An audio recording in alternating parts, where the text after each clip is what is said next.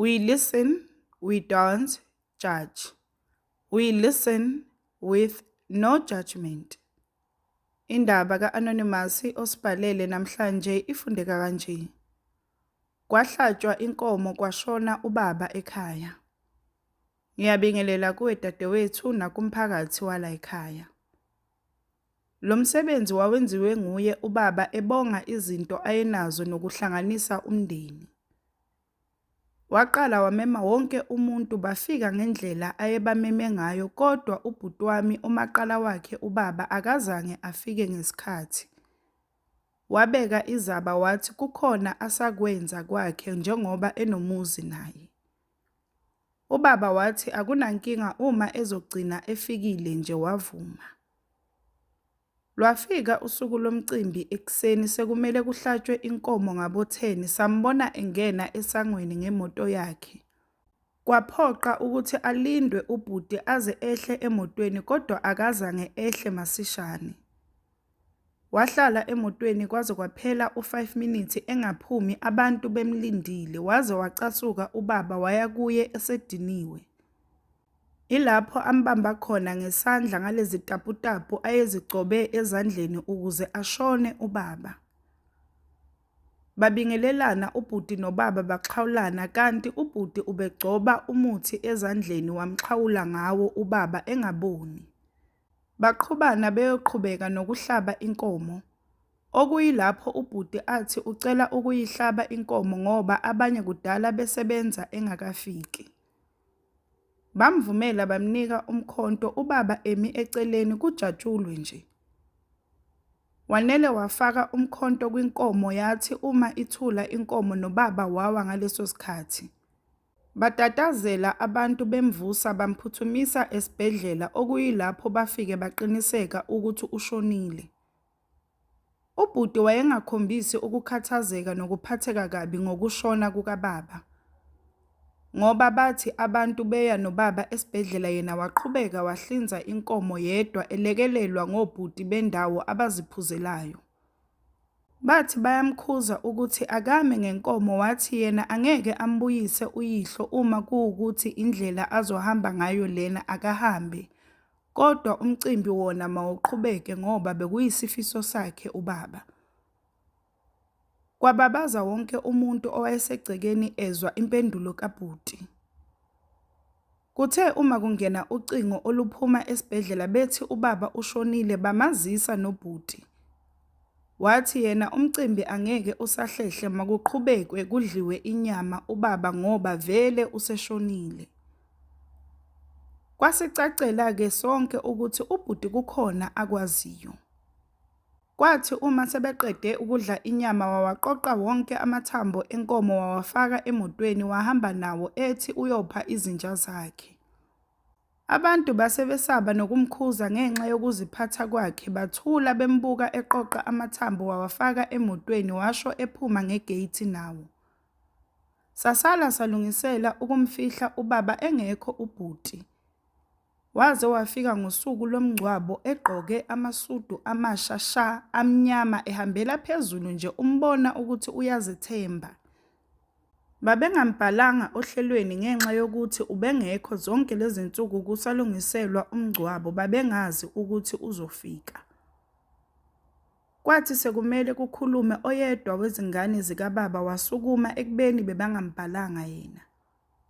Bamyeka ngoba basebemsaba wathatha umbhobho wokukhuluma wabingelela ethi, "Siyakhala siyizingane zikababa, ubaba ubengubaba ezimpilweni zethu.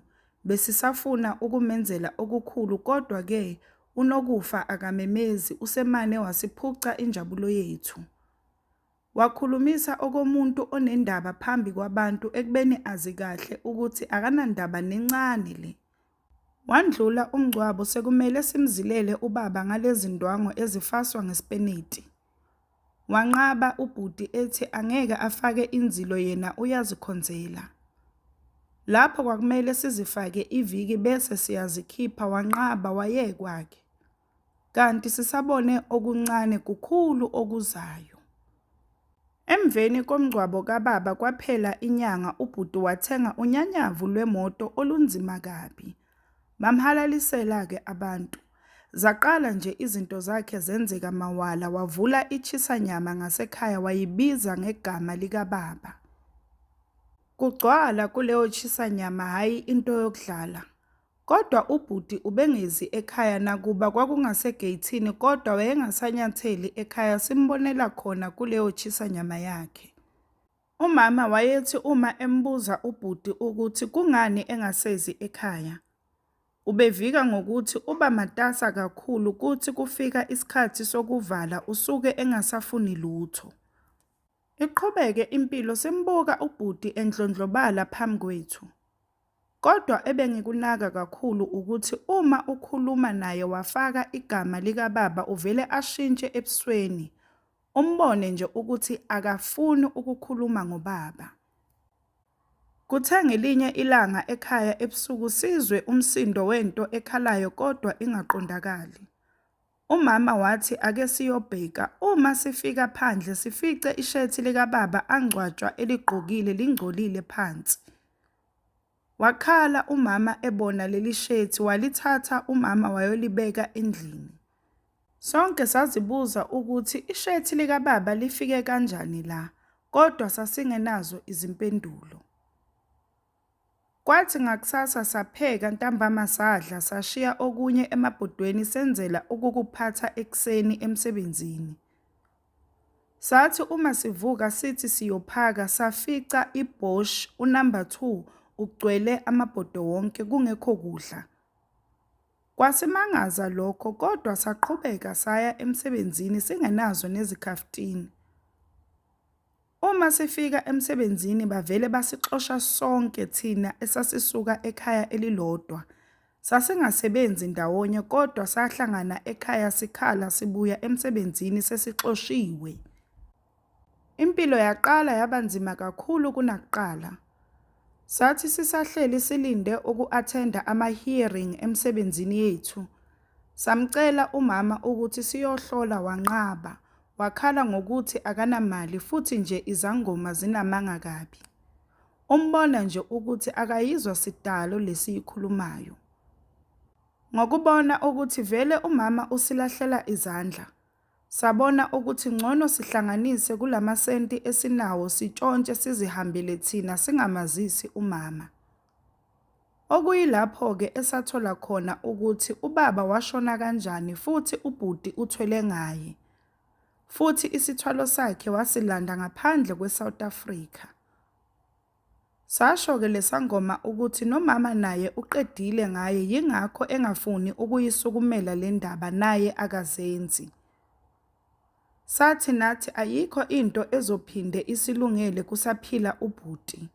Naye angeke akwazi ukusisiza ngalutho, kufuneka inyanga estrong kakhulu futhi yangaphandle engakwazi ukulwisana nalento eyalandwa ngubhuti.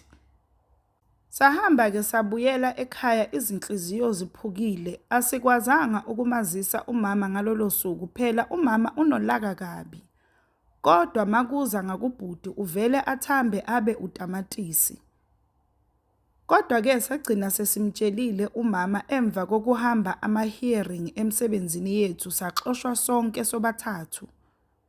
Impendulo kamama wathi nje niyabona, ngishilo ukuthi izangoma zinamanga kabi ayikho yonke lento. Ubhuti wezwa-ke ukuthi asisasebenzi wasifonela sonke wathi asize sizosebenza ichisanyama yakhe. Sanqaba sonke ngoba sasesilazi iqiniso. Impilo-ke yabanzima kuze kube manje inzima. Sifundile kodwa umsebenzi asiwutholi. Ubhuti uyisigwili somhlaba, abaningi bayamazi ngoba udumile, kanti futhi uyathanda nokupha abaswele ezenza umuntu onenhliziyo enhle. Siyafisa ukusizakala manje asinayo imali. Siyacela bandla uma kukhona ongasisiza ngaphandle kokufuna imali avele, siyaludinga kakhulu usizo. Impilo zethu zimile aziyindawo. We listen, we don't judge. We listen with no judgment. Sacela usitshele ukuthi ucabangani ngendaba ka-Anonymous osibhalele namhlanje lapha ku-comment section. Sacela ungakhohlwa ukulike, ushare, usubscribe.